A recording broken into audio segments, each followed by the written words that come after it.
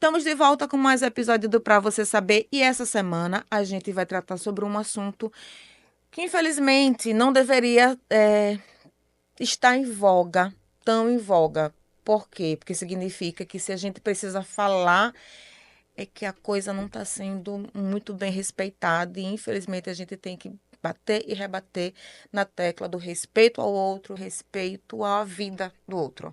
Quer saber um pouquinho mais sobre o que é? Fica aqui que a gente conta já.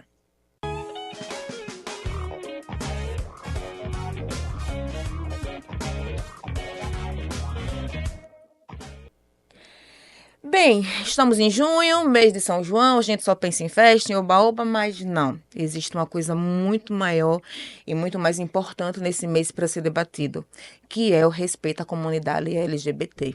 Então, a gente trouxe uma pessoa que é referência aqui no estado de Sergipe, não só em Sergipe, me perdoe, mas ele é referência no Brasil, porque ele tem uma atuação fantástica quando se trata de direitos da comunidade LGBT. E a gente vai conversar com o delegado Mário Leone. Tudo bom, Mário? É uma satisfação imensa estar aqui com você. Obrigado pelo convite. Eu que agradeço ter aceitado esse convite, assim, tão de bate-pronto.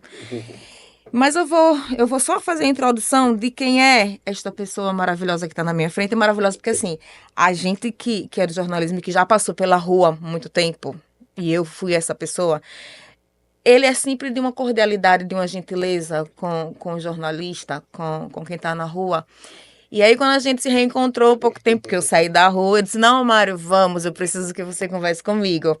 Apesar de ser um tema muito delicado e muito triste de ser abordado ainda, né, Mário? Da necessidade de abordar do jeito que a gente vai fazer, mas você torna um pouco mais leve. Quem é Mário? Mário é delegado de polícia, ele é baiano, mas já é cidadão aracajuano e sergipano. Bagipano. Bagipano. Bagipano, ou seja, os três. É, graduado pela Universidade Federal pela Católica de Salvador e ele tem especialização pela Federal de Sergipe. Mas ele é mais do que isso, ele ajudou a fundar algumas organizações importantes e quem vai falar é você. Me conta um pouquinho da sua trajetória. Opa, então, estamos no mês de junho, né, que é o mês do orgulho LGBTQIAPN+.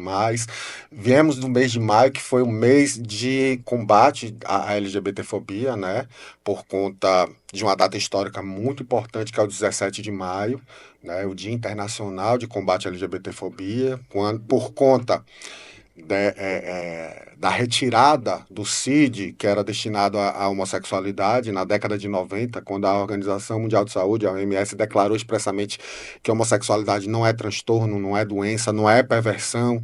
Então, isso foi um marco, né? Um marco histórico, né? Nesses séculos aí de muito preconceito, de muita discriminação, de muita opressão contra a nossa comunidade, né? E chegamos no mês de junho, né, que é o mês do orgulho, né? E quando a gente fala, por que a gente fala em orgulho? Porque não é motivo a homossexualidade, a transexualidade, a travestilidade não são motivos de vergonha. Não tem do que a gente se vergonhar. E a gente bem sabe, né, por conta ainda desse preconceito que persiste, né, as montanhas que a gente precisa escalar, né, os desertos que a gente precisa trilhar para poder superar esse preconceito, né? Mas isso é sim possível, é necessário, né? A gente precisa estar sempre vigilante, atento e vigilante, para que a gente possa avançar ainda mais em políticas públicas, né? No meu caso, por ser servidor público, eu estou muito focado nisso, né? Na necessidade da gente avançar em políticas públicas de atendimento, né? De prevenção, de contenção da violência ainda, que persiste Principalmente, ainda né? contra a nossa comunidade LGBT, que é a PN+. Quando eu falo que não era necessário, hoje não seria porque é natural, né? Deveria, o respeito ao indivíduo deveria ser natural. Mas eu acho, é uma percepção minha, não sei se você concorda, que a gente estava numa direção, estava indo muito Sim, bem, sim. e de uma hora para outra parece que o castelo desmoronou e tudo retrocedeu, ou não. E quando eu falo em retroceder, é assim, das pessoas estarem mais odiosas, das pessoas Sim. estarem menos respeitosas, essa coisa de apontar, de querer bater, de querer exterminar vidas por serem homoafetivas ou não. As pessoas saíram do armário com seus preconceitos, né? Porque se sentiram legitimadas a expressar o seu preconceito, o seu racismo, a sua LGBTfobia, né? Dentre tantos, né, preconceitos contra determinados setores mais vulnerabilizados da nossa sociedade. Isso porque a gente vem de um desgoverno, não tem como não abordar essa questão política de um indivíduo que esteve no maior posto, né, de comando da nossa república, que era um homem declaradamente racista, LGBTfóbico, e isso legitimou as pessoas, né, a se sentirem muito livres para poder expressar o seu preconceito, né, o que é lamentável. E a gente viu também acontecer um verdadeiro apagão dessas políticas, ou uma verdadeira destruição, né, de tudo aquilo que vinha sendo construído, né, com muita pressão dos movimentos, porque nada caiu no nosso colo assim como um favor. Na verdade, tudo isso é fruto de muita luta, de muita mobilização. São décadas do movimento LGBT organizado no Brasil, construindo, pautando essa agenda política. E aí você vê um desgoverno que destrói tudo isso. Então a gente está num momento de reconstrução, em um momento que, infelizmente, essas vozes ainda ecoam muito, né? Essas vozes intolerantes, odiosas, inclusive contra a nossa comunidade, né? Que nos coloca como alvo, né? Desse preconceito e de muita violência. É lamentável isso. Pesquisas mostram que no início de janeiro saiu um levantamento em que 2024 foi um ano em que quase 300 pessoas da comunidade LGBT foram assassinadas no país. Pois é, André, a gente se choca muito quando a gente vê em países fundamentalistas religiosos, mais, quase 70 países, em pleno século XXI, ainda criminalizam a homossexualidade por conta da influência do religiosismo, né, que nos tem como verdadeiras aberrações, abominação. A gente vê em alguns países homossexuais serem jogados de arranha-céus, né? Em alguns países condenam até a pena de morte, outros até a prisão. Então, assim, a gente vê isso acontecer, essa criminalização em muitos países. Mas, paradoxalmente, o país campeão de assassinatos de LGBTs é o nosso país, né? Não é nenhum país fundamentalista, é o nosso país, que conta com a Constituição chamada, que foi batizada como uma Constituição Cidadã, né? Que nos garante, né, a plena liberdade de expressão do nosso desejo, das nossas identidades. E a gente tem isso, inclusive, assegurado pelos tribunais superiores, né? Pelo STF, pelo STJ, o STF que reconheceu as uniões homoafetivas como entidades familiares, né? Que reconheceu o casamento civil igualitário, né? É surreal imaginar que eu conheci Serginho, meu marido, em 2007, e que naquele momento a gente não podia casar. O casamento civil não era possível no nosso país, né? E hoje é possível, assim como os corpos trans passaram a ser respeitados desde que a Suprema Corte também reconheceu a autonomia desses corpos, porque antes havia um controle muito grande por parte da ciência médica e jurídica, né? Então, a maioria dos juízes, para você retificar o nome social de uma pessoa trans, exigiam que fosse feita a cirurgia, mas nem todas as pessoas trans têm interesse em fazer a cirurgia. Tem necessidade de fazer essa cirurgia. E sem contar que nem o próprio Estado tem Muitas condição nem de oferecer, podem, né? por questões de comorbidade, enfim, por uma série de razões. E hoje não basta você ir em um cartório, existe um provimento que disciplina qual a documentação necessária para ser apresentada, mas você não precisa mais judicializar como antes era preciso, para você poder acessar o direito ao nome. E assim como tinha que apresentar uma infinidade de laudos, era laudo médico, laudo psicológico, e tanto a psicologia como a ciência médica queriam criar uma categoria, categorizar exatamente quem é que não é trans, enfim. Hoje existe, o que prevalece é a autonomia, é a autodeclaração, dessas pessoas. E isso é libertador. Foi libertador, né? Então a gente tem avançado muito em jurisprudência. Por quê? O nosso Congresso Nacional, os nossos parlamentos também em âmbito municipal, estadual, são extremamente conservadores. A gente encontra uma dificuldade muito grande de aprovar leis que garantam a plena cidadania LGBTQIAPN+. Então a gente se vale muito dos tribunais, né, no sentido de reconhecer esses direitos, e a gente avançou nisso. Aí tem eu frequento a Sociedade Maria Cristo, que é uma escola de pensamento cristão espiritualista, que tem como líder, o mestre, o médium Benjamin Teixeira de Aguiar, como mentor, né, nosso mentor. E ele sempre diz isso, que onde a luz se apresenta, as sombras elas se sacodem, né? Uhum. E aí quando você vê esses direitos sendo garantidos para a nossa comunidade, aí os setores mais conservadores, aqueles que nos querem silenciados, ou até mortos, ou até aniquilados mesmo, esses se sacodem, né? E aí passam a vociferar contra e fazer uma verdadeira campanha contra a nossa cidadania, né? Como se a gente estivesse buscando privilégios. Não, a gente não quer privilégio. O que a gente quer é reconhecimento, né, de direitos e deveres, como qualquer cidadão, e reparação histórica também. Isso é fundamental. Reparação histórica é fundamental. Em que sentido? Explica um pouco da reparação. Por exemplo, a política de cotas. Né? E aí é importante a gente ressaltar assim, que não tem como pensar em enfrentar a LGBTfobia se não for de uma forma interseccional. Porque assim, eu tô aqui falando do alto do meu privilégio, de ser homem, apesar de ser um homem gay, e as pessoas dizem assim, parabéns, Mário, por você fazer esse enfrentamento na segurança pública. De fato, se declarar homossexual, empunhar essa bandeira da diversidade na segurança pública, requer coragem, porque as forças de segurança pública foram forjadas em uma cultura organizacional extremamente machista, racista, LGBTfóbica.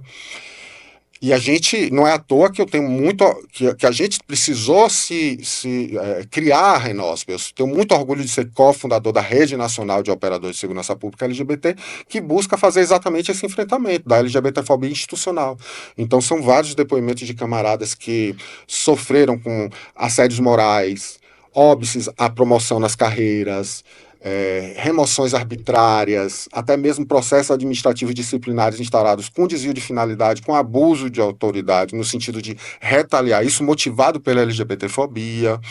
Então, essa é a razão de ser da nossa rede, né? É fazer esse enfrentamento da homofobia, da LGBTfobia institucional, e de poder dizer assim, olha, nós existimos, ingressamos na segurança pública, não foi pela janela, foi pela porta da frente do concurso público, queremos ser reconhecidos e respeitados e valorizados em nossas carreiras. E queremos também assumir o protagonismo na formulação dessas políticas públicas de atendimento do cidadão LGBT, nas delegacias, de prevenção e de contenção dessa violência contra a nossa comunidade.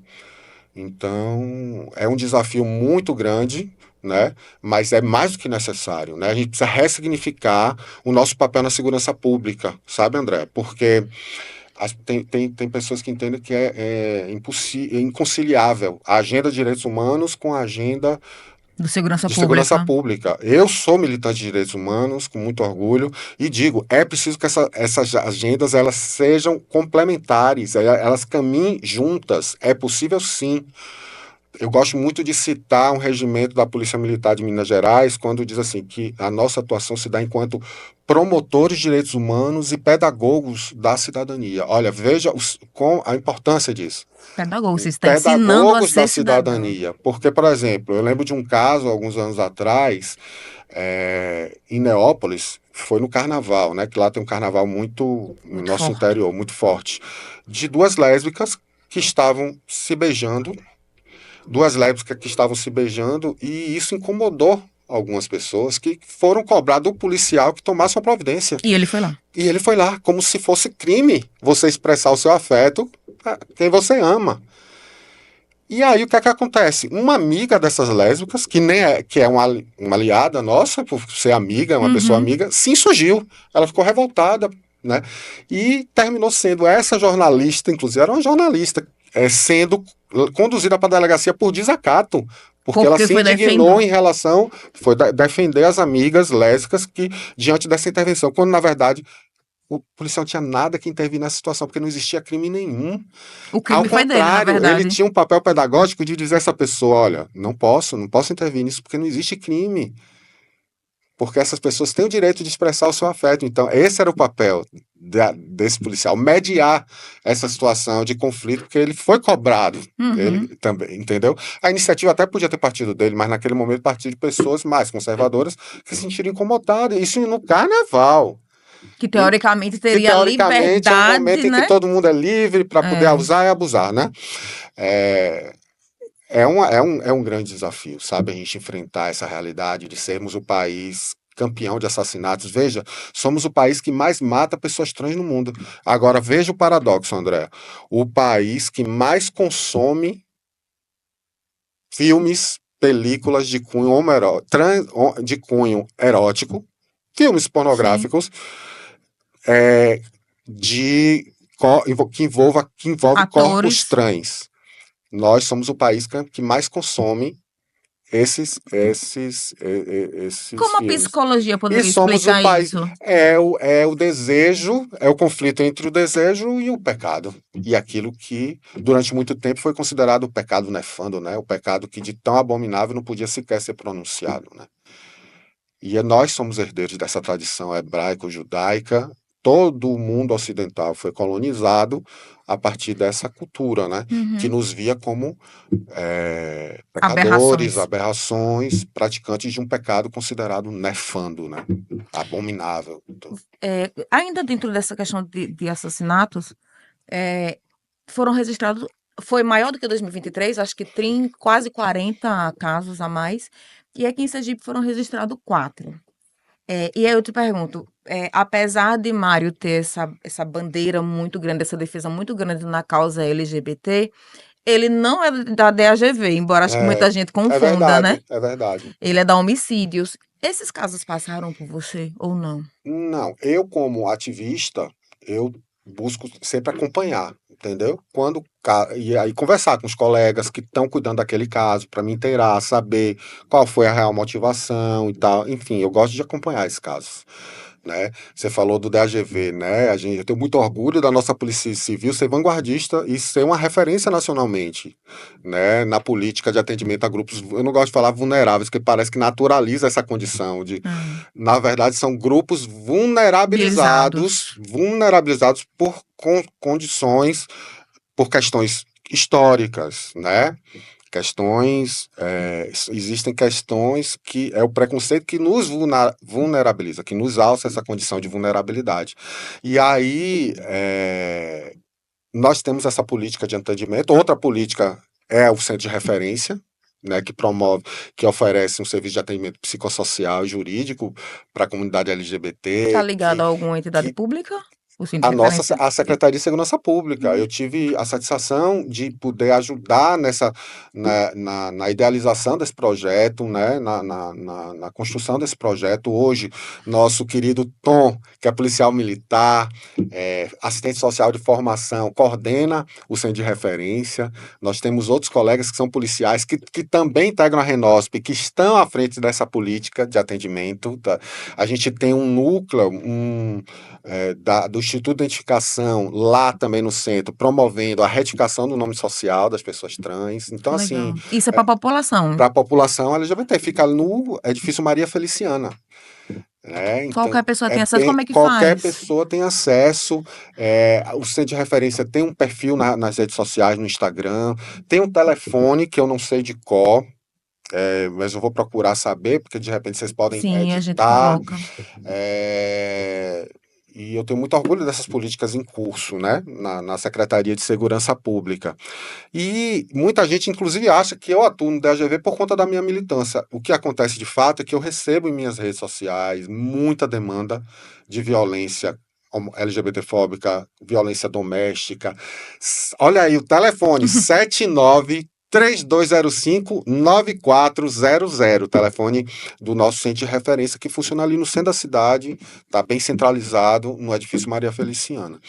É, no- Então, eu recebo muita demanda de violência LGBTfóbica, de violência doméstica, de racismo, enfim, e estou sempre em contato com as colegas que estão atuando lá no departamento. Mas a minha história profissional tá no DHPP, né, que é o Departamento de Homicídios e Proteção à Pessoa, onde eu tive, inclusive, o dissabor de ter que investigar casos tanto de assassinato de pessoas LGBTs como suicídios também, o que é muito triste, né?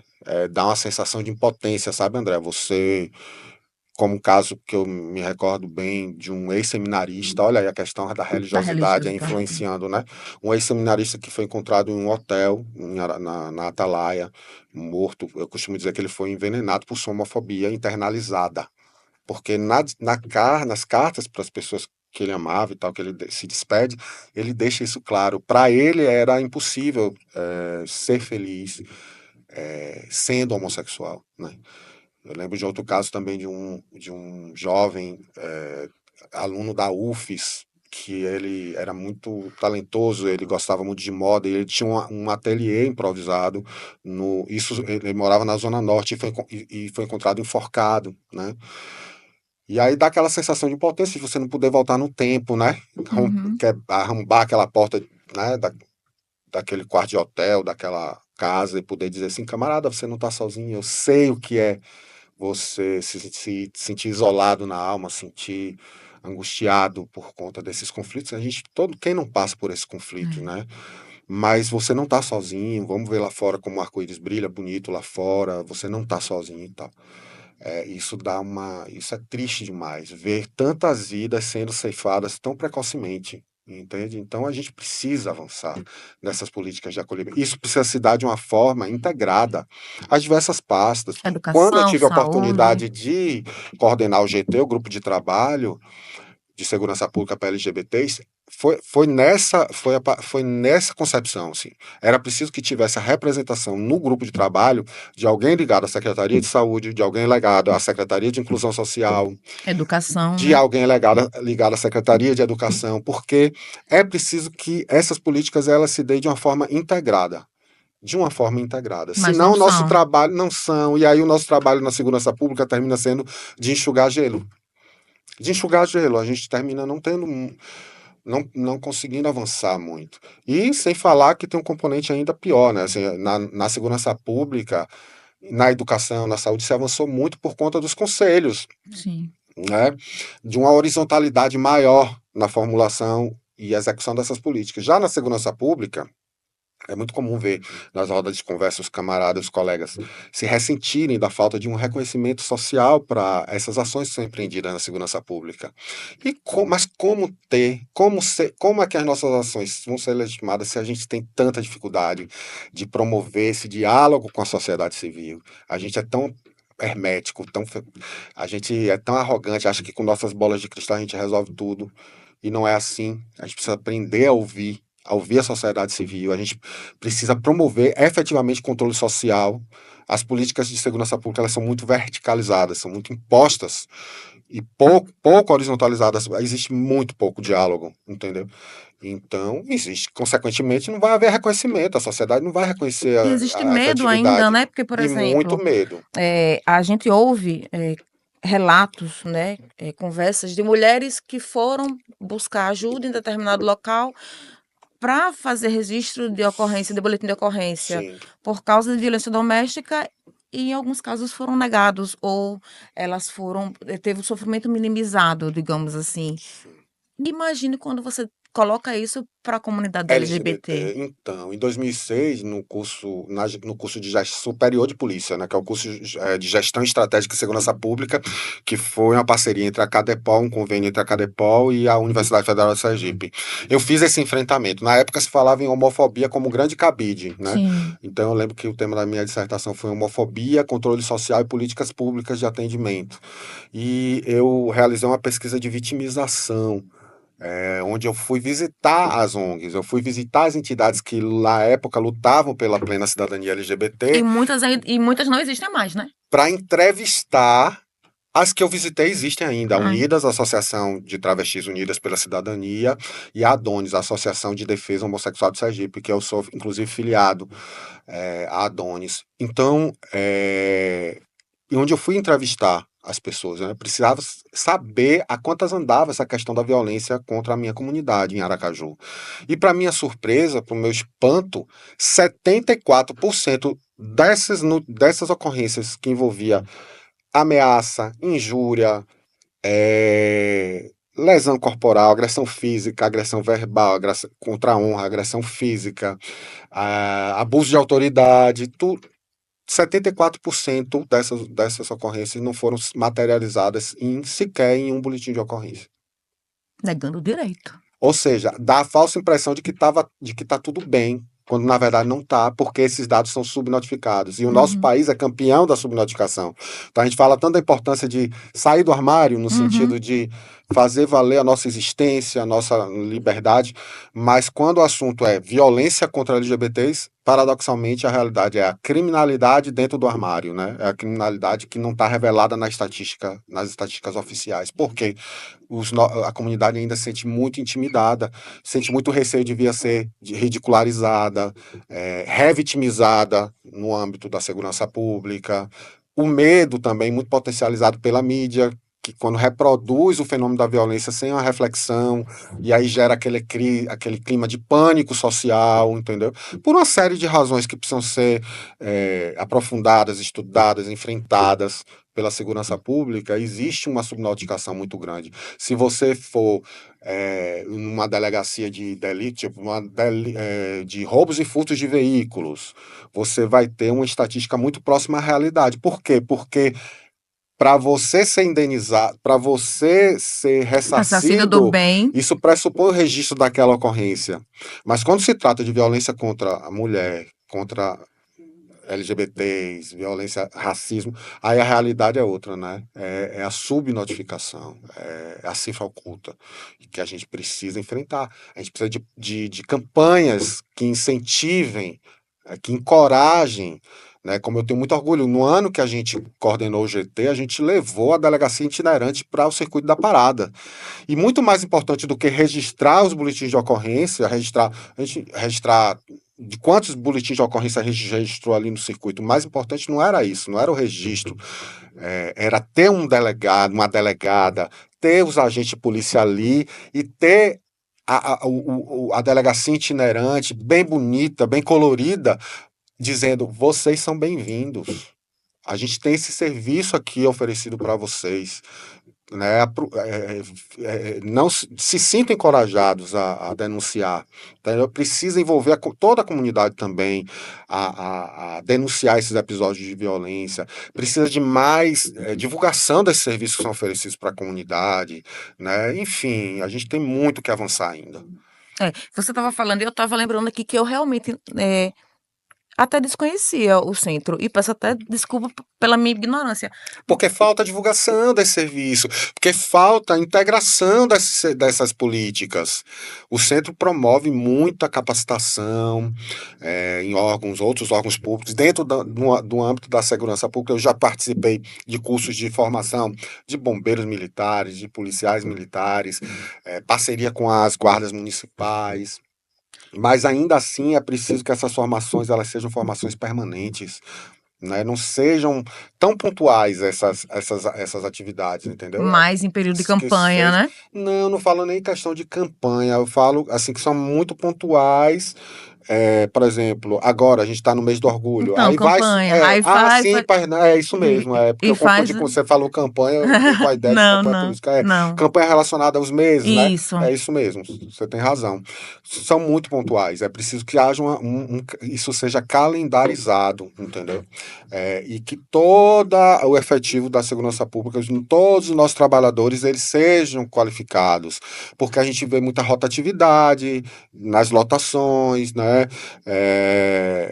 é preciso sensibilizar, chamar a atenção para esse policial, para tudo, atualizar para tudo, para as mudanças legislativas, para mudanças jurisprudenciais, porque a gente vê que muitas vezes o servidor ele age deliberadamente movido Por questões pessoais. por questões pessoais e perversas e pelo preconceito e tal. E isso precisa que a corregedoria atue, enfim.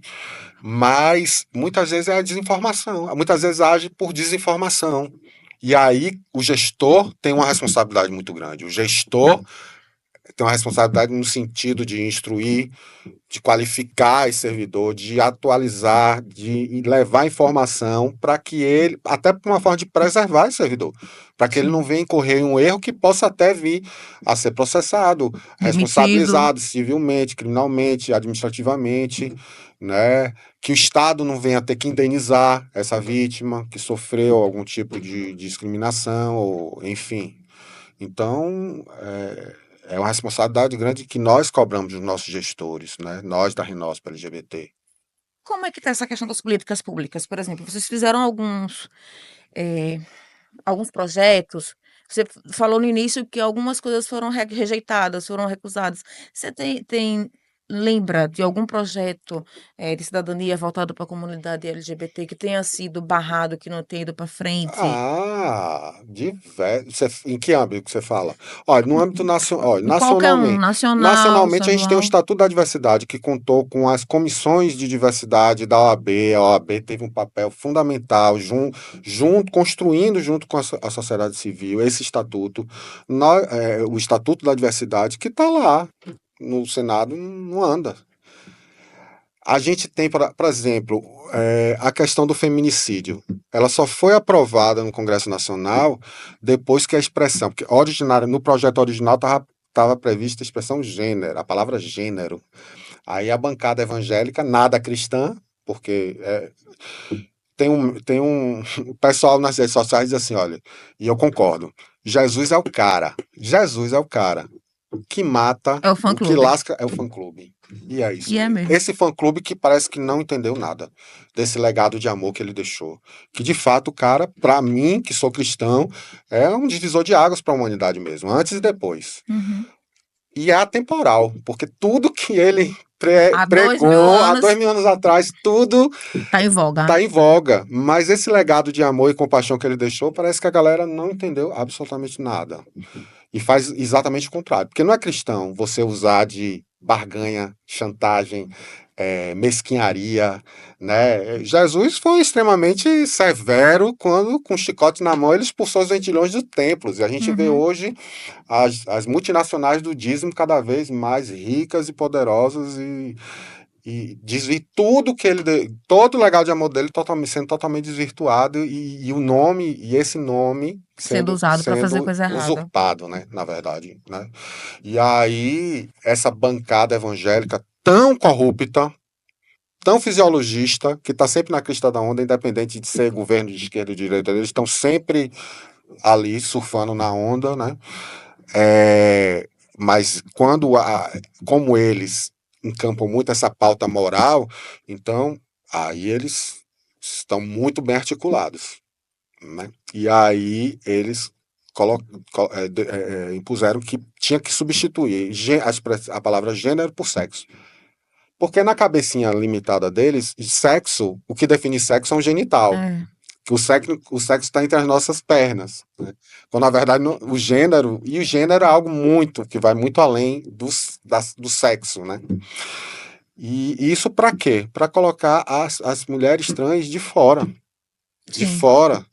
Aí a gente tem que se valer da jurisprudência, e o DAGV é pioneiro nisso também, o nosso tribunal aqui de Sergipe, de garantia, de garantir, por exemplo, as medidas protetivas da Lei Maria da Penha às mulheres trans em situação de violência doméstica, como também a questão do feminicídio, né? Do transfeminicídio, né? Ser reconhecida essa qualificadora para os homicídios perpetrados contra essas mulheres trans em situação de violência doméstica.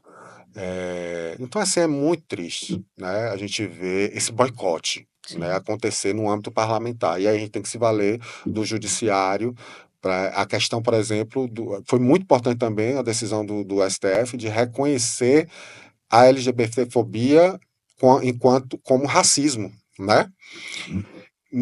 Para além da questão meramente fenotípica, né? Cor de pele, né? Que tem, claro, porque obviamente quando a gente pensa em racismo, a primeira coisa que a gente vê em mente é, é, A questão do essa negro, do afrodescendência, né? outra mácula, né, para o nosso país, que ter sido o último país ocidental a abolir a escravidão do povo preto. Mas não é uma novidade, porque, por exemplo, a questão do antissemitismo, o STF já havia se posicionado em relação à aplicação da lei do racismo para caso de publicações de periódicos de conteúdo antissemita, né? Então, para além dessa questão fenotípica, né, de reconhecer que a nossa comunidade historicamente tem sido tratada com muita violência, né? Há muitas denúncias levadas às cortes internacionais, perdão, às cortes internacionais. Então, o STF reconheceu que a LGBTfobia pode ser enquadrada na lei do racismo. Isso é fundamental, porque, por exemplo, em 2008, antes dessa jurisprudência, teve uma magistrada aqui em Aracaju que se recusou a fazer o casamento de um casal de lésbicas. Nunca, agora veja bem, foi uma cerimônia de um casamento coletivo nos juizados da Zona Norte, integrados lá. Então foram vários casais que casaram, incluindo essas lésbicas que foram, pense no constrangimento Ser delas barrada, de serem impedidas de casar, enquanto outros casais casaram, ela se recusou a celebrar o casamento especificamente por questões de ordem religiosa, porque ela achava que a vara onde ela atuava era uma extensão da igreja, ou sei lá, que ela frequenta, enfim. E aí ela foi submetida a um procedimento disciplinar e sofreu uma advertência. A punição foi uma advertência. Mas se isso tivesse acontecido depois do julgado do STF, isso era um caso clássico de discriminação enquadrado na lei de racismo.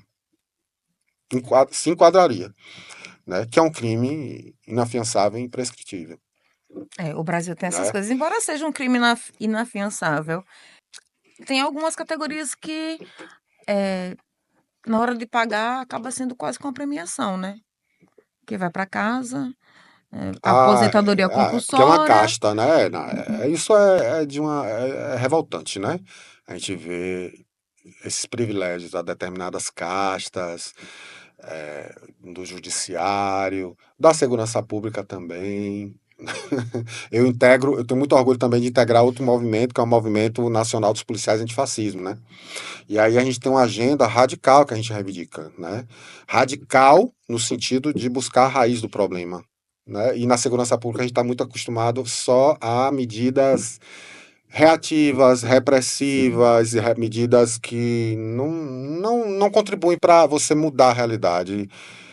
Nada. A realidade social, nada. Então a gente precisa de reformas estruturais na segurança pública, a gente precisa desmilitarizar a segurança pública. Então a gente reivindica a desmilitarização da segurança pública, porque a militarização é um câncer que inclusive adoece os nossos trabalhadores da segurança pública. Nós nos reivindicamos trabalhadores, então a gente precisa se somar à luta de toda a classe trabalhadora. E aí isso é outra coisa que a gente não pode deixar de abordar, sabe, Andréa? Não tem como não falar em LGBTfobia, em enfrentamento da LGBTfobia, se não for atento à questão da luta de classe também. Porque aí eu volto a dizer, eu estou no alto do meu privilégio, apesar das pessoas se impressionarem, acharem impressionante. Ah, que coragem a sua, beleza. Mas muito, muito mais corajoso, é preciso muito mais coragem para você ser a bicha afeminada, preta, Da periferia. favelada, e aí você tem uma série Condicionantes, de digamos assim, marcadores né? sociais que vão se sobrepondo e que vão vulnerabilizando Mais mais aqueles ainda. corpos. Então esse enfrentamento precisa se dar de forma interseccional. Então a luta não é só anti-LGBTfobia, a luta é antirracista, a luta é feminista. Enquanto eu preciso ser aliado da luta feminista, da luta antirracista, apesar de ser, eu sou uma pessoa parda que me declaro como parda, mas lido na nossa sociedade colorista como branco. Uhum. Enfim, e eu me perdi na minha linha de raciocínio. Falei, mas o que é que eu queria dizer? Não, tinha alguma coisa importante que eu queria dizer. É, em relação à questão. Sim, a questão dos policiais antifascismo. Então, somos trabalhadores, então, a partir do momento que a gente se reconhece como trabalhador, a gente não vai atuar, se permitir agir Contra um como outro braço do trabalhador. Estado para reprimir Outro outro trabalhador. trabalhador, né? Ao contrário, a gente precisa se somar à luta de toda a classe trabalhadora. A gente se reivindica no campo mesmo progressista, né? Importância, desculpa. Qual a importância de Erika Hilton? Qual a importância de Linda Brasil? Meu Deus do céu, representatividade. Há muito pouco tempo atrás era inimaginável pensar nessas corpos ocupando cargos de poder, de deliberação, e essas vozes poderem ecoar nesses ambientes, nesse parlamento. Como a gente precisa dessas vozes nesse parlamento para mudar a realidade dessa comunidade. A Erika Hilton, Linda Brasil, são forças da natureza que eu não sei, tá? São rios caudalosos aí, que muita força para mudar muita coisa, para transgredir, para transformar, para transcender a todo esse preconceito, esse ódio. São figuras extremamente potentes e que trazem diversas bandeiras, né, de luta, tá, né, que encarnam também diversas diversas agendas políticas. É a feminista, é a transfeminista, é a LGBT, né, é antirracista, enfim. Qual era o seu projeto quando você se lançou candidato a vereador por Aracaju? Qual era a sua principal bandeira? Era usar. Então, eu senti esse chamado, o chamado para poder usar a força da minha representatividade em favor de uma agenda política socialista e comprometida com a agenda de direitos humanos, comprometida com a agenda LGBT, antirracista, feminista, né, com a agenda política que nós reivindicamos no movimento dos policiais antifascismo, de desmilitarização da segurança pública, de reforma estrutural, reformas estruturais necessárias na segurança pública, carreira única, né, ciclo completo, com carreira única, buscar fazer um contraponto a essa onda populista punitivista que a gente vê aí do bandido bom, bandido morto, né, contando com uma cumplicidade de uma parte considerável da opinião pública, nas, na, na, nas, na, nas, na telecomunicação, nas redes sociais, enfim, de poder reivindicar essa agenda de direitos humanos e fazer esse contraponto, dizer que não, é possível sim uma segurança pública comprometida com a agenda de direitos humanos. Vai continuar ainda tentando? Sempre, porque a nossa luta é cotidiana, Vai vai escrever. muito além, é cotidiana. A questão eleitoral, isso a gente, a cada 2 anos, a gente faz esse enfrentamento, mas os enfrentamentos relacionados a essa agenda, a gente faz cotidianamente, né? Vai se lançar Então, candidato de novo? possivelmente. Mais importante do que disputar uma eleição é isso, é a gente buscar se mobilizar. Eu aposto muito na luta coletiva. É importante o mandato? É importante o mandato, mas desde que esteja comprometido com essa luta coletiva, ligado Uhum. aos movimentos sociais, enfim. Como é que você enxerga as redes sociais hoje, né? Principalmente depois dessas mudanças de vamos tirar as travas, né? Pode-se falar o que É, quiser, é, não tem mais aquela coisa que eles chamavam de tolher a liberdade de expressão. Como é que você avalia o papel das redes sociais para a defesa da comunidade LGBT? regulamentação já. Que bom que o STF está aí pautando isso, já que a gente não consegue avançar em outras esferas, né? no âmbito do legislativo, como sempre. Por quê? Porque esses setores da sociedade mais reacionários, eles se valem o quê? Das notícias falsas, das fake news, desse temor, desse pânico moral, social que eles produzem, que faz com que as pessoas se sintam acuadas, assustadas e embarquem nessa onda dessa turma aí. Então, eles não têm compromisso com essa regulamentação. É preciso que haja regulamentação. Aquilo ali não pode ser terra de ninguém, não. Os discursos de ódio não podem acontecer naqueles ambientes, não. Então, a gente precisa regulamentar. É preciso que haja regulamentação. Agora, apesar de tudo, né, dessa conjuntura péssima que a gente está vivendo hoje, que a gente precisa enfrentar, eu ainda sou muito otimista, sabe, André? É porque eu não sei se é porque eu venho de um tempo em que a gente tinha muita dificuldade de acesso à informação. Sim. Eu, como homem gay, um adolescente gay, eu não tinha com quem dividir, eu me sentia esquisitíssimo. Não conseguia reconhecer o Não outro? conseguia reconhecer o outro, não tinha a quem recorrer, a quem pedir ajuda. Hoje, nas minhas redes, é impressionante a quantidade de jovens que me procuram para dizer: delegado, eu estou sofrendo transfobia, estou sofrendo homofobia. Eu dei um exemplo, né, dos suicídios, que é triste, que dá aquela sensação de impotência muito grande, mas em compensação, eu não posso esquecer, por exemplo, do caso de um jovem que no extremo sul, eu posso falar a cidade, em Umbaúba, é, eu vinha monitorando porque ele alegava que vinha sofrendo com cyberbullying, eu vinha monitorando, mas havia questões de ordem psiquiátrica também que envolviam isso aí, essa questão. Mas, enfim, ele alegava que era vítima de cyberbullying, e a gente vinha acompanhando, monitorando, até o momento que no final de semana, e essas coisas sempre acontecem no final de semana, E à né? noite, né? Ou à noite, final de semana, eu vejo uma mensagem dele dizendo: Mário, olha, eu não aguento mais, não suporto mais, estou desistindo. A única coisa que eu te peço, não deixe meu caso impune. Meu Jesus. Aí me bateu aquela agonia, aquela aflição, mas aí eu tratei logo de mobilizar amigos meus de lá e colegas meus da Polícia Civil que atuavam lá. Enfim, ele chegou a tomar toda a medicação que ele dispunha, né? Teve que ser levado às pressas para urgência, teve que fazer a lavagem, né, gástrica, foi trazido às pressas para Aracaju, ficou internado numa clínica aqui em Aracaju, mas hoje ele está muito bem, a princípio, claro, como todo jovem Sim. está fazendo os enfrentamentos dele, mas está hoje na Universidade Federal de Sergipe. Volta e meia eu encontro ele nas manifestações, nos atos, nos encontros, nas atividades que acontecem na Universidade Federal. Então ele está tocando a vida dele. Que bom. Como esquecer de um menino trans que, em Glória, ele passou muito tempo, trabalhava como cuidador, era explorado por essa família, não tinha direito trabalhista nenhum, chegou a apanhar dos pais desse idoso que ele cuidava lá. Em um dado momento ele diz: eu vinha monitorando também. Quando chegou a pandemia, ele tacaram ele para fora, sem, Direito sabe, a nada, sem como a direito filha a pra nada. trás. E aí ele ficou sem era nem beira. E aí, vamos ajudar, ajuda aqui, ajuda ali. Eu tenho muito orgulho também dessa cadeia de solidariedade, dessa rede de solidariedade que a gente conseguiu formar aqui em Aracaju e em Sergipe, envolvendo diversas instituições, organizações, enfim.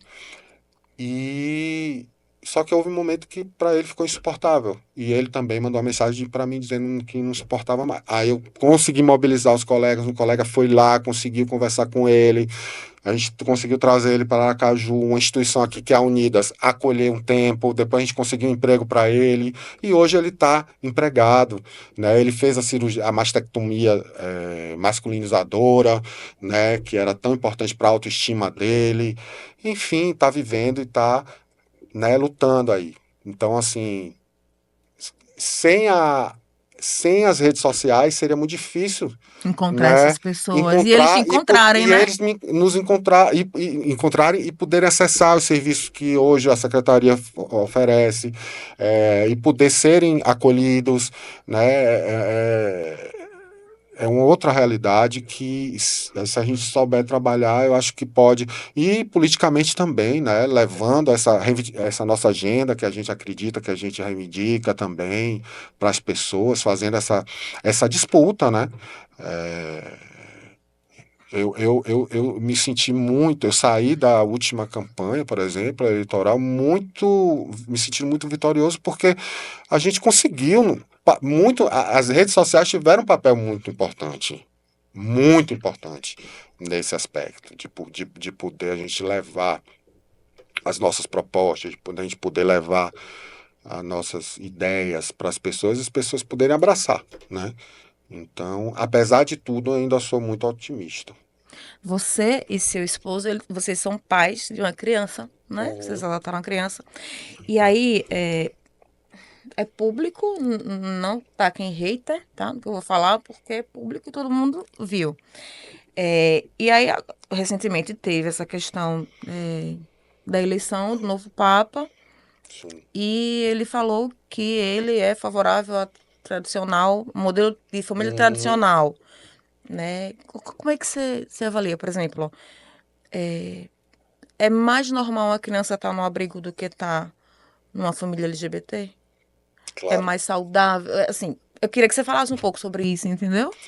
Então, nossas crianças, o mais saudável para nossas crianças é que elas encontrem, que elas tenham as suas famílias, né? Que sejam acolhidas por essas famílias, que sejam cuidadas por essas famílias, por melhor que seja. Eu desmistifiquei, por exemplo, muito o preconceito que eu tinha em relação a essas instituições. Quando eu pude conhecer, eu conheci Samuel num abrigo, Sorriso, vou falar. E fiquei, assim, muito grato pelo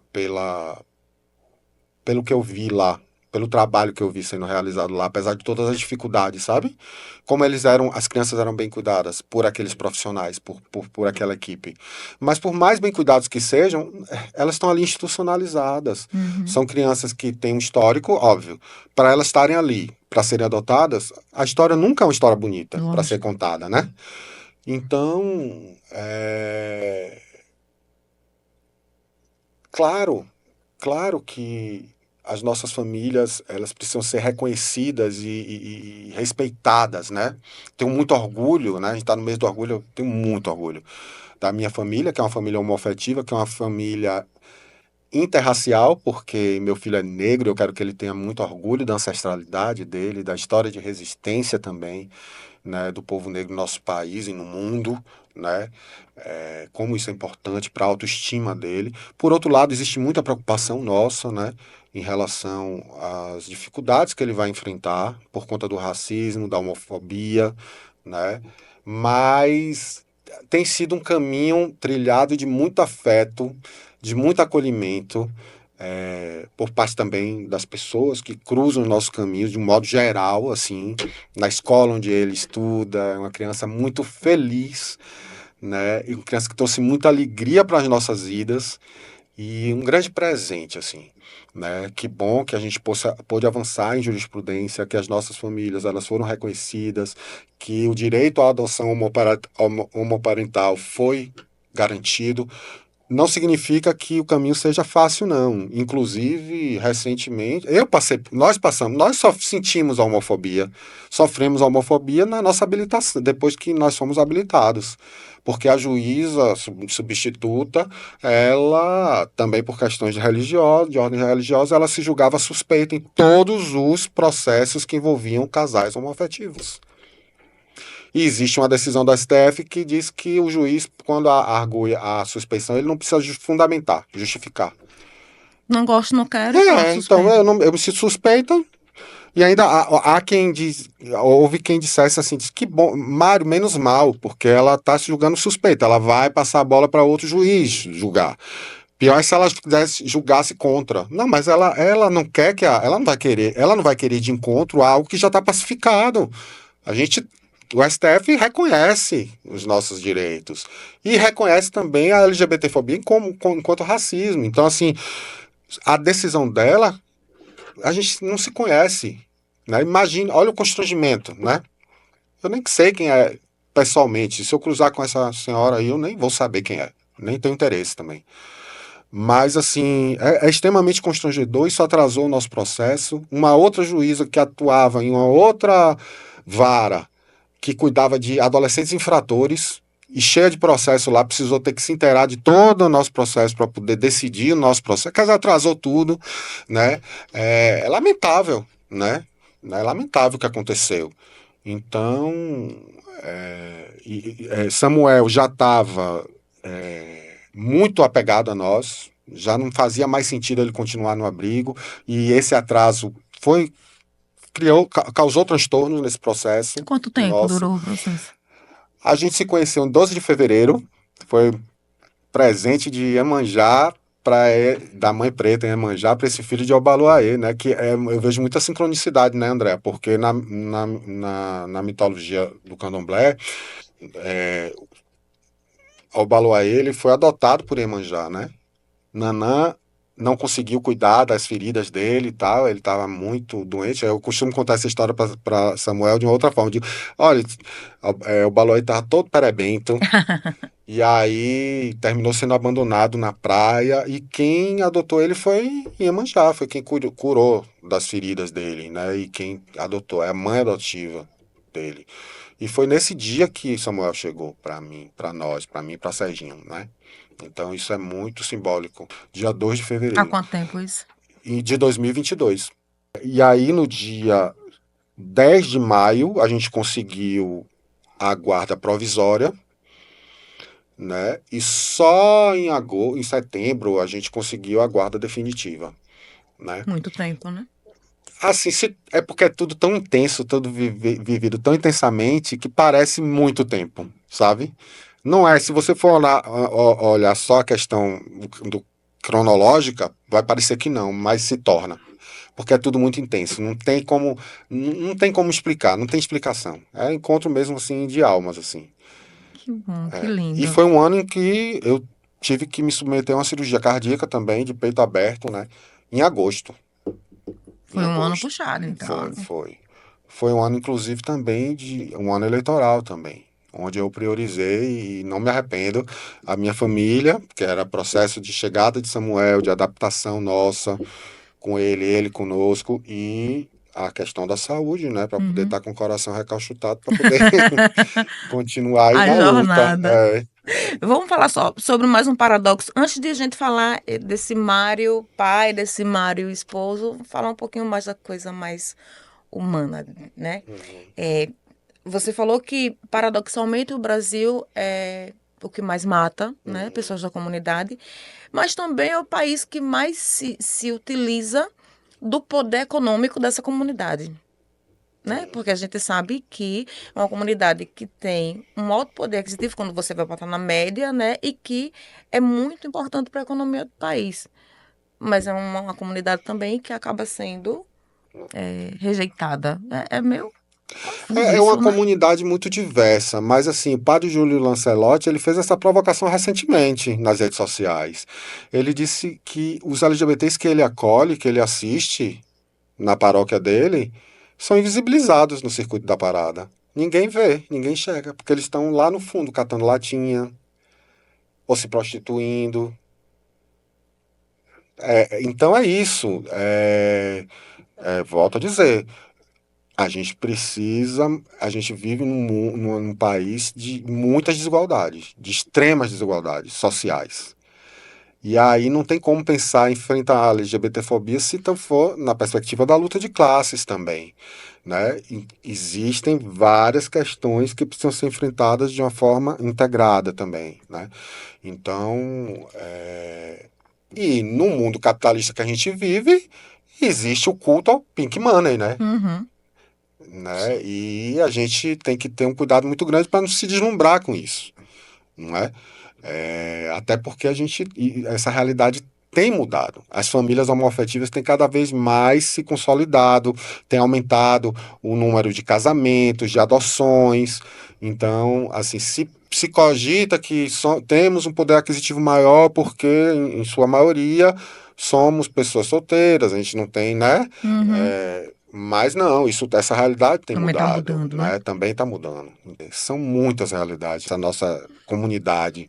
Mas quando o assunto é violência LGBTfóbica, nenhum de nós está incólume, né? As estatísticas demonstram isso também, né? Uhum. Então a gente precisa estar unido. Você já sofreu preconceito? Mesmo sendo delegado, Já, mesmo claro que sendo.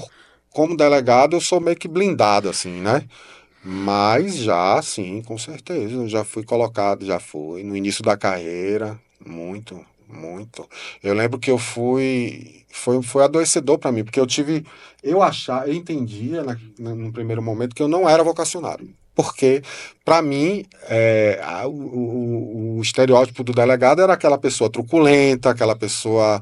E eu não me encaixava naquilo ali. Depois foi que eu vendo que existem formas e formas de se pensar a segurança pública, de se fazer segurança pública. Mas no primeiro momento eu me sentia muito oprimido e entendia que aquele não era o meu lugar. Né? Hoje eu entendo que a minha missão é ressignificar né? Muita coisa dentro da segurança pública. Então foi adoecedor. E no momento de maior fragilidade minha, eu fui jogado numa delegacia que era a delegacia do castigo, que era a delegacia do Santa Maria, que é bem diferente de hoje. Hoje é um CISP, é um Centro Integrado de Sim. Segurança Pública, muito, que é muito bom. O próprio bairro mudou um O pouco, bairro né? mudou muito, mas há 20 anos atrás era outra realidade. A Não. delegacia era um galpão improvisado, Perto da lixeira, no mínimo. que quando chovia inundava o cartório, quando fazia sol empoeirava tudo, era aquele portão de rolamento, né? Era um galpão improvisado, assim. E, e eu fui jogado lá.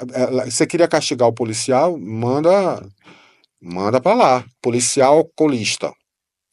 Bêbado bateu a viatura. Castigo, joga no Santa Maria. Então o delegado viado, vamos jogar lá, porque eu não ouvi diretamente, assim, como no filme, né? Tropa Uhum. de Elite. Peça pra sair. Eu não vi isso do meu chefe. Mas eu sei que ele me colocou à prova. Ele achava que eu não ia aguentar, que eu não ia suportar estar ali naquele lugar. Você, E foi muito difícil. você, assim, Eu tava muito vulgarmente falando, você Eu estava no tava, armário ainda ou já? eu tava no armário ainda, assim, eu não, eu, por exemplo, não tinha namorada, nem esposa, nem noiva, nada disso, mas eu era assexuado, digamos assim, eu O não, que incomoda também, né? Quando a pessoa não vê o outro incomoda, com tipo ninguém, assim, já. eu naquela época eu não frequentava os bares LGBTs, eu não me socializava. Quando você tá assim, dentro do armário, você tem aquele dedinho podre para se envolver com relacionamento tóxico, abusivo, foi o que aconteceu comigo, entendeu? E aí eu me escondia, né? Aí o que é que acontece? Ele tinha certeza que eu não ia dar conta daquela situação ali, porque eu estava emocionalmente muito fragilizado, tendo que tratar uma depressão, uma coisa, sabe? E aí ele, tipo, Aproveitou a vamos deixa. botar ele ali para ver no que é que vai dar isso aí. E aí foi muito difícil realmente. é, eu percebia que a comunidade esperava de mim exatamente esse perfil do delegado truculento, Até para botar sabe? ordem, né? Naquela É, comunidade que era muito problemática. exatamente. E aí eu, eu propus outra história para eles. E passei a me reunir com eles, a fazer, mesmo de uma forma empírica, porque eu não tinha acessado nada relacionado à Dados, nada. doutrina, não, e a doutrina da polícia comunitária, relacionada à polícia comunitária, nada. Mas eu digo, eu vou me reunir com os líderes das associações de bairro à noite, óbvio, porque de dia todo mundo trabalha, Uhum. eu e todo mundo, e para a gente conversar sobre segurança pública. Pronto, aí a gente se reunia e aí eu comecei a ganhar a confiança da comunidade. Eles passaram a entender também o que eu estava propondo, que era atuar muito mais como um mediador de conflitos do que como essa pessoa tirana, Uhum. arbitrária, entendeu? E isso foi tão bem-vindo que, num dado momento, eu fui convidado para assumir outra delegacia. Eu aceitei, porque para mim era um desafio profissional, era um novo desafio. E aí a galera lá se reuniu, fez um abaixo-assinado, levou até um deputado lá na época, que procurou o secretário de Segurança Pública, ou secretário não, procurou a secretaria, na época, doutor João Eloy, que hoje é secretário de Segurança, era o superintendente, era o delegado geral, que me chamou lá e disse, Mário, olha, primeira vez que isso acontece com um delegado de carreira, o povo quer que você volte, você vai ter que voltar. Que E legal. aí eu voltei.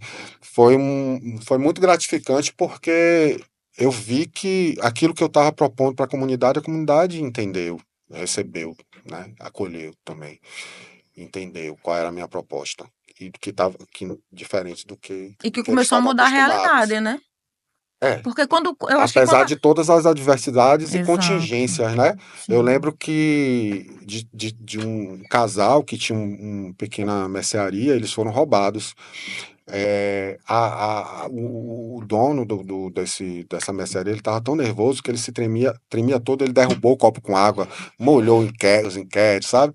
E eu fiquei, né, sensibilizado com aquela situação toda e via que eu não tinha recurso, que não tinha armamento, que não tinha, sabe? Tinha um monte de coisa que precisava, que eu relacionei tudo num expedientezinho, num ofíciozinho, mas não adiantava ir lá e protocolar, né? Eu tinha que ir com o meu ofíciozinho debaixo do braço, pautar uma audiência com o meu chefe lá para poder passar a situação que eu tinha encontrado e poder ter condições mínimas para poder começar a fazer um trabalho minimamente, enfim, possível ali, razoável ali. E aí eu lembro que eu ouvi desse meu chefe o seguinte, ele começou a subestimar o que eu estava dizendo ali. Olha, não, você está exagerando. Aqui em Aracaju não existe crime organizado. Sabe como você vai começar a se impor ali no bairro? É quando você derrubar o primeiro vagabundo. E para isso não falta vela nem, nem droga, nem droga. A vela é a arma. Você usa para forjar uma execução e como uma execução, você quer transformar em um auto de resistência, né? Uhum. Justificar que o delinquente ele reagiu, resistiu, disparou contra a guarnição, enfim. Aí botam a arminha ali, entendeu? Foi isso que eu ouvi do meu chefe, há 20 anos atrás, entende? Então, foi muito gratificante saber que eu enfrentei tudo aquilo, né? De uma forma mais velada, né? Eu não ouvi dele expressamente, Sim. né? Peça para sair, mas eu sei que a intenção era essa. E aí você sai do armário, como você mesmo É, disse, e tua vida também toma outro rumo. total. Olha, não desejo a ninguém o ar rarefeito e o cheiro de naftalina do armário. Ninguém merece passar por isso, minha gente. Então vamos sair do armário. Não gosto dessa militância agressiva que quer arrancar todo mundo do armário também, assim. Não.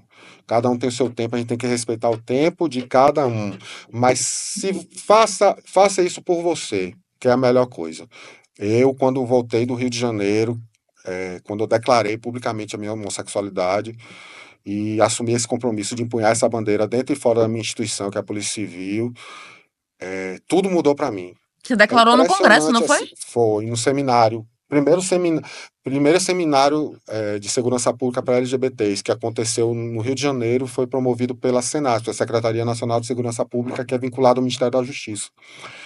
E aí eu perdi algumas noites, assim, pensando como é que se daria essa minha militância por conta do cargo que eu exerço, né? E tinha terminado esse relacionamento abusivo, tóxico. A gente termina um relacionamento que a gente investe tanto. Poxa, tantos anos investindo nesse relacionamento, por que deu errado? E a gente curte aquela fossa, aí vai ouvir, né? Nossa, vai ouvir Maria Bethânia, Angela Maria, que eu sou desse tempo. Aí vai chorar as pitangas, mas o tempo é senhor de tudo e com o tempo vem a resposta.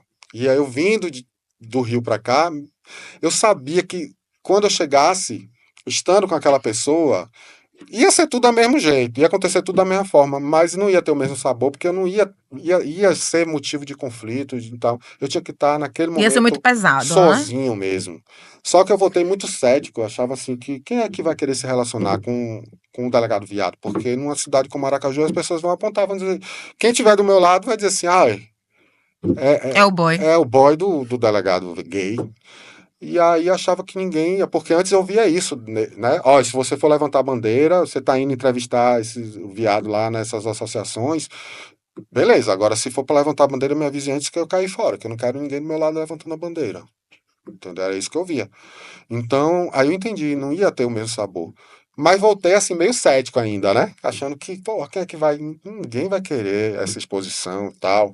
Mas nesse mesmo ano, que foi 2007, que foi um ano que eu abracei o movimento, na parada LGBT de Sergipe, o movimento me deu meu pacotinho.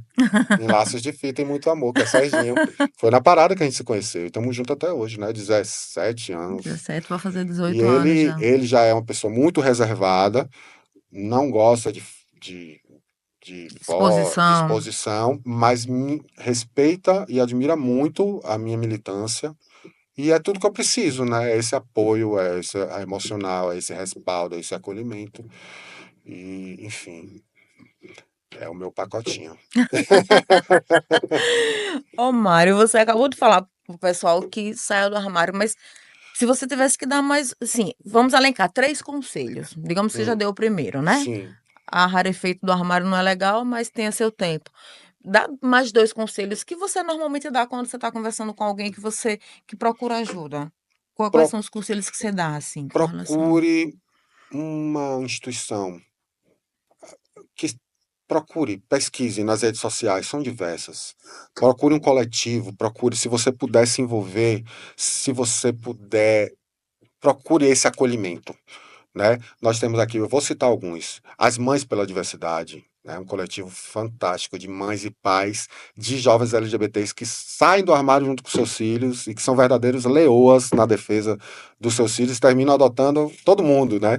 Então elas fazem um trabalho muito legal de mediação de conflitos quando a violência acontece no âmbito intrafamiliar. Então tem um centro de referência lá no edifício Maria Feliciana. É, não saiba que você não está sozinho. Você não está sozinho, né? Procure centro de referência, procure uma instituição, seja a Astra, seja a Unidas, a Associação de Travestis Unidas pela Cidadania, seja a Amo Ser Trans, seja, enfim, são diversas, tanto na capital como no interior. Pesquise que vocês vão encontrar nas redes sociais e para que vocês possam se sentir cada vez mais fortalecidos, né? E isso é fundamental. Eu aposto muito, sabe, André, na luta coletiva, na força da nossa luta quando a gente está junto, quando a gente está mobilizado, quando a gente pensa junto sobre as estratégias, sobre de luta, né, sobre essa agenda que a gente precisa construir política juntos, entendeu? Então, se organizem, né, e saiba que você não está sozinho. E o Se terceiro. você se sentir fragilizado por algum problema, alguma situação de violência que você está sofrendo, seja no âmbito familiar, no seu local de trabalho, enfim, procure essa rede. Tem um Remonta, que no período de pandemia foi fundamental, que oferece serviço de atendimento psicológico, né? O projeto Remonta, que é conduzido pela psicóloga Marcela Carvalho, é outro projeto incrível, né? Porque a gente precisa estar bem, né? A gente precisa para a gente se fortalecer, a gente precisa estar bem com a nossa autoestima, com a nossa Uhum. autoimagem, né? Para que a gente possa, no dia 28 de junho, hein, bater no peito e falar do nosso orgulho de ser quem a gente é, né? É outra data histórica muito importante que é a da rebelião de Stonewall, que aconteceu em Nova York, que foi quando a comunidade nova-iorquina, em 1969, se insurgiu contra o quê? Contra exatamente o Polícia. arbítrio da polícia. Por isso que, para mim, para nós da Renove LGBT, essa data é fundamental, né? Era por conta das batidas arbitrárias dos agentes de segurança pública, adestrados a atuarem como cães de guarda da moral e dos bons costumes dominantes no sentido de reprimir o nosso desejo, a gente não pode permitir. Aí, naquele momento, a comunidade LGBT saiu vitoriosa. Foram dias de embates em que a polícia teve que recuar. E aí, a partir daquele momento, todo ano começaram a surgir as primeiras marchas que faziam Referência a essa referência a data. essa data. E essas primeiras marchas foram a semente das grandes paradas LGBTs que acontecem no mundo inteiro. A maior do que acontece no mundo hoje acontece no nosso país, Em em São São Paulo. Paulo, mobiliza milhões, né, da economia lá da economia de São Paulo. Então, essa data ela é especial de 28 de junho porque é o despertar da nossa comunidade para a importância da luta coletiva. Coletiva. Você fala, a gente estava falando no meio da conversa a questão de religiosidade, né? Mas você tem uma espiritualidade que é Sim, diferente. é, Você acha que esse apoio também de uma orientação espiritual ajuda também a quem está nesse caminho, nessa busca? sem dúvida, principalmente para quem é criado em lares que são religiosos e que demonizam a nossa existência. Esses jovens sofrem muito. Esses jovens têm uma tendência maior, inclusive à prática de suicídios. Então, esses jovens precisam de um apoio maior. Você me questionou, e agora uma outra instituição que é a Semente Aju, que é uma igreja evangélica inclusiva, né, que tem uma outra leitura do evangelho, né, Legal. e que fazem um trabalho incrível também. Procurem Semente Aju, vocês vão encontrar nas redes sociais. E eu fui criado num lar. Minha família é uma família católica, eu estudei em colégio de freira, depois em colégio de padre, vivi o meu exílio, né, por conta exatamente de todos esses conflitos relacionados ao religiosismo, né. Durante muito tempo, eu me reivindicava agnóstico, passei muito tempo distante da minha espiritualidade por conta disso.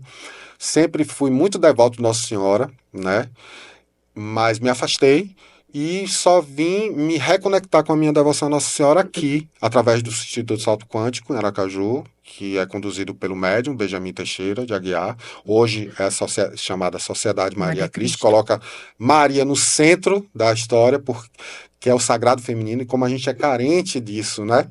Num mundo tão beligerante, né? Tão competitivo, tão selvagem, né? Como a gente é carente do sagrado feminino.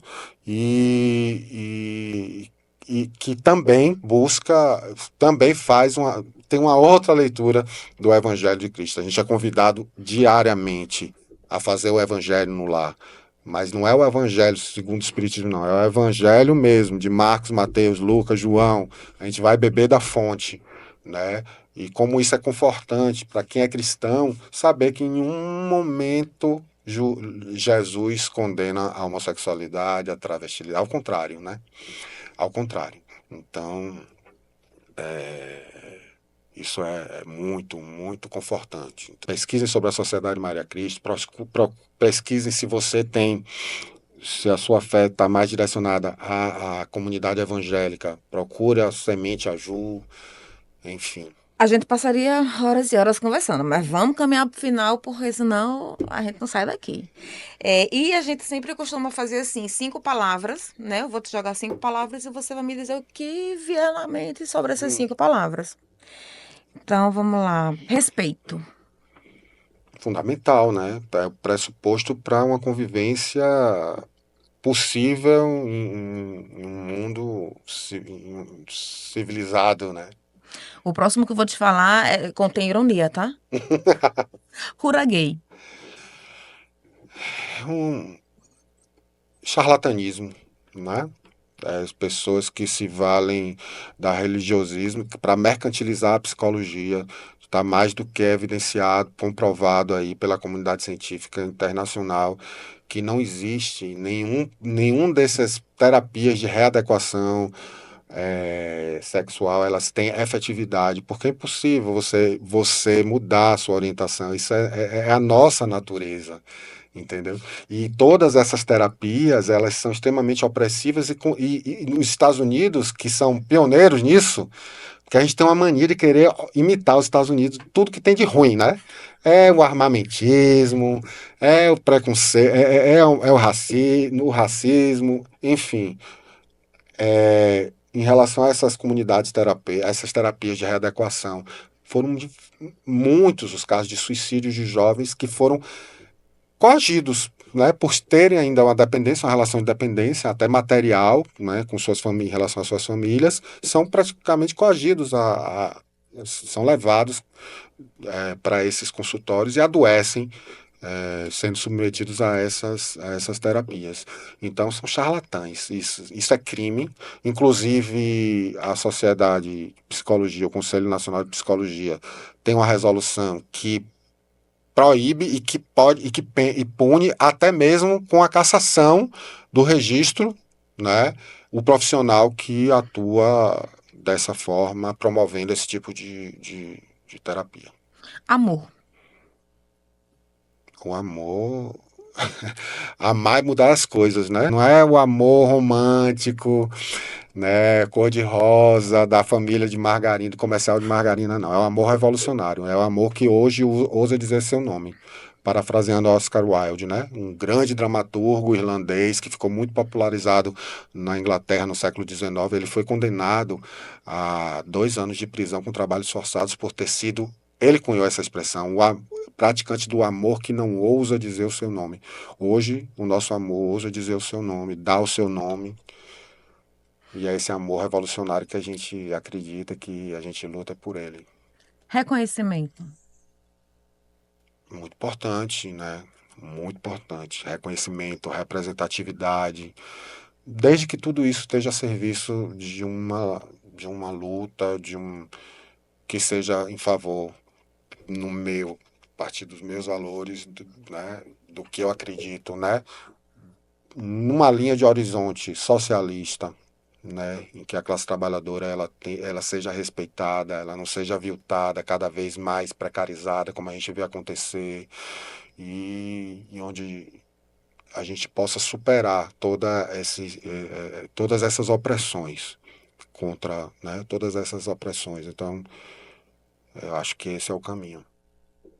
Democracia. Parece que não criaram ainda, né, um sistema, um outro sistema que possa superar. Hoje é o remédio, né? É o remédio necessário para que a gente possa ter um mínimo de convivência pacífica, de paz, de exercício de cidadania, né? E a gente não pode transigir. Nossa democracia brasileira, ela é muito frágil, né? Há pouco tempo atrás a gente viveu, muito pouco tempo atrás, né? Uma ditadura civil-militar. Tem pessoas que ainda são nostálgicas em relação a esse período e que ainda fazem essa defesa. A gente precisa ser intransigente na defesa da nossa democracia, porque isso custou muitas vidas, né? E quando a gente fala da luta LGBT, a Comissão da Verdade tem um capítulo destinado só às violações de direitos sofridos pela comunidade LGBT naquele período, né? Prisões arbitrárias, censura aos primeiros periódicos que buscavam, né, reivindicar a nossa cidadania naquela época, torturas, assassinatos. Então, minha gente, é para frente que a gente anda. A gente não pode permitir esse retrocesso de modo algum. Lutar contra a democracia é fácil. A gente vê hoje o julgamento dos golpistas em relação 8 de a 8 janeiro. de janeiro. Até dá uma certa indignação, a gente vê o cinismo de alguns deles ali falando, né? Mas imagina se fosse numa ditadura, né? Defender ditadura em democracia é fácil. Eles se mostravam antes tão machões, tão valentões, e hoje são os gatinhos. Os leões viraram os gatinhos na frente do tribunal, na frente dos ministros agora, dos juízes. São os gatinhos. Pedem até desculpas, até se retratam. Mas se fosse na época em que eles defendiam, que eles fazem essa defesa, seria sob tortura, que eles estariam ali tendo que falar. Então, a gente não pode permitir de forma alguma, é por isso que eu digo, sem anistia para golpistas. Estamos aí acompanhando esse julgamento. Tá mais importante acompanhar esse julgamento do que qualquer programação da Netflix, minha gente. Vamos ficar atento aí, porque essa turma precisa ser responsabilizada. É um momento histórico. É o primeiro momento que a gente vai ver o alto escalão das Forças Armadas, né? Um ex-presidente da República, que é uma vergonha imaginar que esse indivíduo ocupou o cargo mais relevante, né, em nossa República, mas essa turma aí hoje está tendo que responder por aquele atentado contra a nossa democracia e precisam ser responsabilizados. Para encerrar, quando você se olha no espelho, e aí você lembra daquele Mário de 20, 25 anos atrás, e você olha hoje, o que é que você vê? Ou o que é que passa pela sua cabeça? Passa tanta coisa, poxa, saudade dos cachinhos. Eu já tive cabelo um dia, sabia? Eram bem cacheados, bem volumosos. Mas também era um menino muito andrógeno, né? Um menino magricelo, bem diferente como eu me apresento hoje. Era um menino magricelo, com a voz fininha e os cabelos grandes, cacheados, e eu tenho uma recordação de eu estar caminhando de mãos dadas com minha tia na rua e alguém apontar assim, é menino ou é menina? E veja que eu tenho essa lembrança até hoje, porque não foi uma abordagem, digamos assim, Tranquila. tranquila, né? É um negócio meio tenso, eu não entendia por quê, mas aquilo me marcou. É menino ou é menino? Como se isso Já incomodasse, né? já incomodasse, entendeu? Então, eu digo para aquele menino que ele seja forte, né? Que ele tenha forças para poder superar todos esses conflitos que vão surgir, né? Mas que ele não deixe de apostar na vida, né? Algum conselho último para quem está assistindo? Ou não? Já falou Que tudo. sejam aliados da nossa causa, né? Eu acho que eu já tive a oportunidade de falar para a minha comunidade, agora é falar para todo mundo, né? Porque nós não chegamos aqui em uma nave espacial, né? Não somos filhos de chocadeira, né? Nós temos família e constituímos família. E é isso, gente. São filhos, são irmãos, são primos, são colegas de trabalho, são colegas de escola, da escola ou da universidade, que estão muito próximos a vocês. E é importante que vocês sejam aliados dessa nossa causa. Sem ter vocês como nossos aliados, fica difícil para a gente, né? Então, encampem essa luta junto conosco, estejam junto conosco nessa luta, né? A luta, ela é de todos nós, porque acima de tudo é uma luta humanitária, né? Com Então certeza. sejam nossos aliados. Como você é nossa aliada, eu agradeço muito o convite. Ai, portas abertas sempre para vocês. Agradeço demais o convite, é o meu bate-papo. Antes de terminar, quem estiver precisando falar com você, como é que te encontra? Nas redes sociais, delegado Mário Leone, né? Estou lá no departamento de homicídio, mas nas redes sociais a gente pode aprofundar esse debate e nas lutas, né? Nas lutas, nos atos, nas manifestações, a gente vai ter a oportunidade de se encontrar por aí. Nas ruas, Nas ruas, nos movimentos. Mário, nos obrigada movimentos. mais uma vez. Fica à vontade sempre para entrar em contato, para falar, para sugerir pauta. Vocês também, espero que tenham gostado, espero que tenha sido uma conversa que tenha dado alguma ideia, assim, feito você pensar diferente, para quem, né, não pensa diferente, ou que tenha enriquecido você que já é do movimento, que tenha dado, enfim, que tenha modificado alguma coisa aí dentro da sua cabecinha. E a gente se encontra no próximo para você saber. Até lá!